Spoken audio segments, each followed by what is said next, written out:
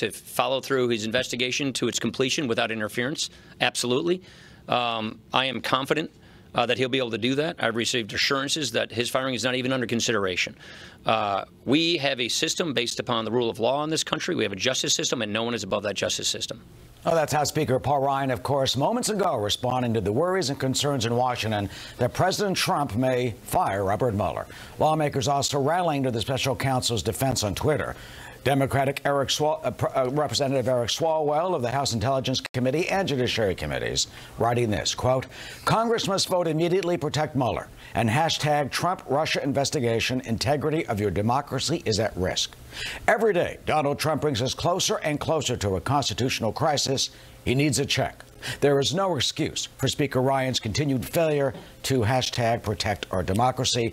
Congressman Eric Swalwell joins us now from Capitol Hill. Congressman, do you buy the assurances that the president will not dump Mr. Mueller? Not at all. And I don't know how Speaker Ryan can make those assurances when you look at the statements that the president has made for over a year about the investigation, calling it a hoax, firing James Comey, continuing to make threats over Twitter about Mueller and McCabe. The best thing we can do is to protect Bob Mueller now, not to put the fire sprinklers in the building once it's been burned down, which is what Paul Ryan is suggesting. And how do you plan to do that?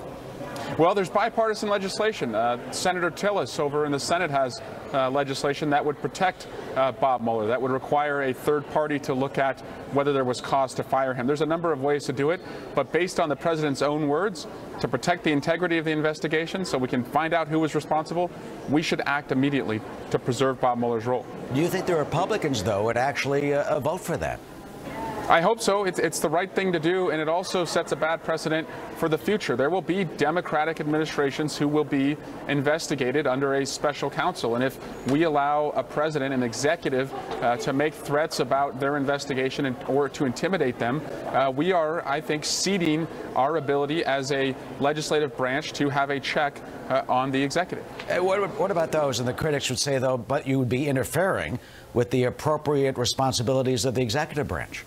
We are protecting, and sadly, we are in this role where the president, again, through his constant attacks on the Mueller team and the Russia investigations, it's the only position we can be in. I think it would cause a constitutional crisis if the president were able to fire him. So why not just go ahead and protect against that crisis and take the president at his word, which is he wants this gone. When you talk about a constitutional crisis, what exactly, specifically, do you envision and anticipate if that happened?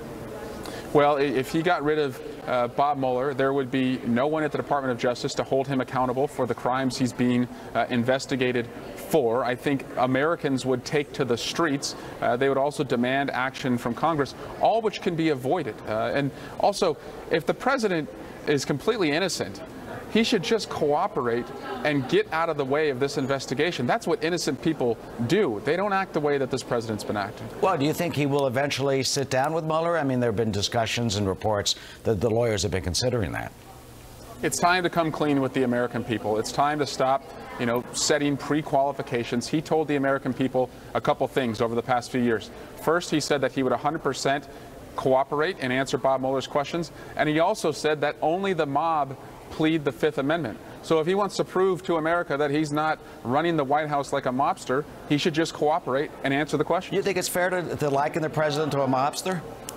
He's the one who said that only the mob invokes the Fifth Amendment, and now he's backing away from his promise to answer questions directly to Bob Mueller. He should, it really affects the integrity of the presidency, the ability to conduct business on behalf of the American people, to lift their hopes and dreams and give them opportunity when the president is constantly under investigation and won't just shoot straight and come clean. I think it's time to come clean. All right, Congressman Eric Swalwell, thank you. And we'll Thanks. see about that legislation and see how that follows through the process. Thank you for joining us today. Yeah, my pleasure. Of course. Sandra? 10 minutes to the top of the next hour. Let's go to John Scott with what's coming up on Happening Now. Hey, John. Hi, Sandra. The massive manhunt continues for the serial bomber in Texas after a fifth explosion at a FedEx facility in San Antonio. Is this bombing linked to the recent attacks in Austin? A self-driving Uber kills a pedestrian in Arizona. What the company is doing in response to this tragedy and what we're learning about the human monitor. That's coming up, top of the hour. All right, John, thank you. Thank you. A tense day in Texas. Police investigating another package explosion, this one at a FedEx facility near San Antonio. Amid the investigation into 4 bombings this month in Austin. We're awaiting a news conference at this moment. We will go to it when it begins.